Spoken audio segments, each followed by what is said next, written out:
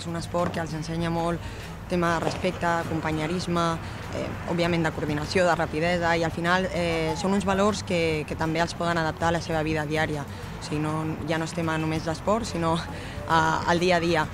I per mi el pàdel és un esport molt complet, té uns valors i uns principis que per mi són fonamentals. I a mi el tema de l'equip, d'integració, de sociabilitat, no? que al final són 4 pistes i has d'anar amb la teva parella. I bueno, crec que és molt important que un esport t'ensenyi aquests valors d'equip. El pàdel combina molt la ment i el físic. La veritat, jo personalment sóc un jugador que tècnicament no destaco molt, però els 2 elements que et dic, que són la ment i el físic, els treballo molt perquè penso que qualsevol persona que estigui concentrada, que es deixi la pell, que lluiti, que pugui aguantar 3 sets al màxim nivell, doncs té moltes oportunitats de guanyar. Potser més que una persona que té més qualitat, però potser no és capaç d'aguantar mentalment i físicament.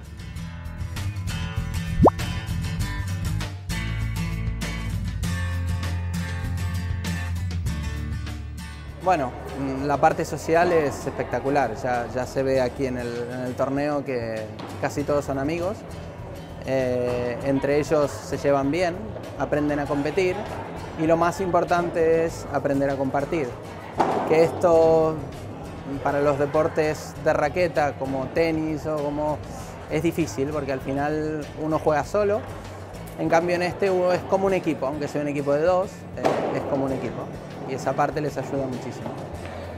Perquè és un esport que, a part de que corres molt i t'ho passes bé, i pots treballar molt en equip, com que és de 2, tens sempre un company que tens que portar sempre ben amb ell, que tens que fer-li cas sempre, que tens que jugar amb ell sempre, que el tens que apoyar, defensar.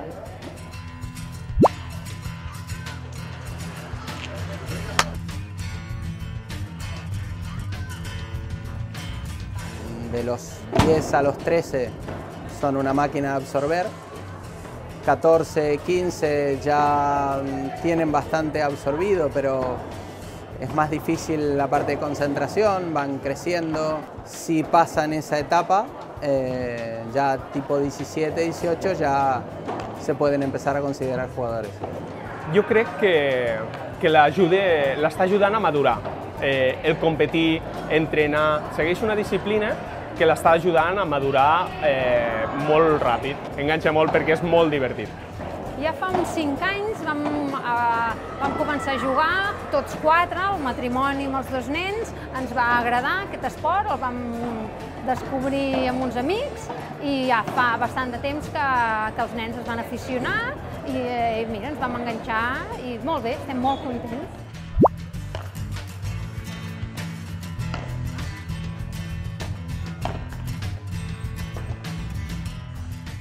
Bueno, és un esport en el que pot jugar tothom.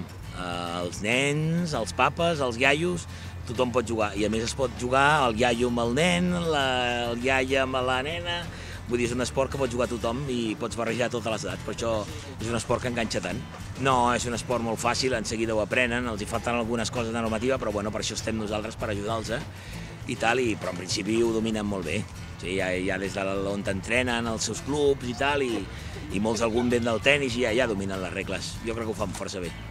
Jo crec que és una de les coses que té bones al pàdel, que tothom pot entrar a una pista de pàdel, que tinguis el nivell que tinguis et trobes a gust. És un esport que hi ha moltes dones practicant, molts homes, molta gent que no havia fet mai esport i és un esport que en seguida et trobes a gust, no? I això és molt important, perquè al final la gent a vegades per vergonya, perquè es sent una mica més sense tanta coordinació, aquí et trobes a gust. El que passa que és veritat que una cosa és trobar-se a gust i una altra cosa és ser un gran jugador, com tenim ara mateix a molts d'ells, que sí que és difícil, òbviament. A vegades la gent ho veu més fàcil, no?, des de fora, però des de dins han de tindre una preparació física, una tècnica i tot, que no és tan fàcil com sembla. Però bueno, que tothom pot jugar i tothom s'ho pot passar bé, això estic seguríssima.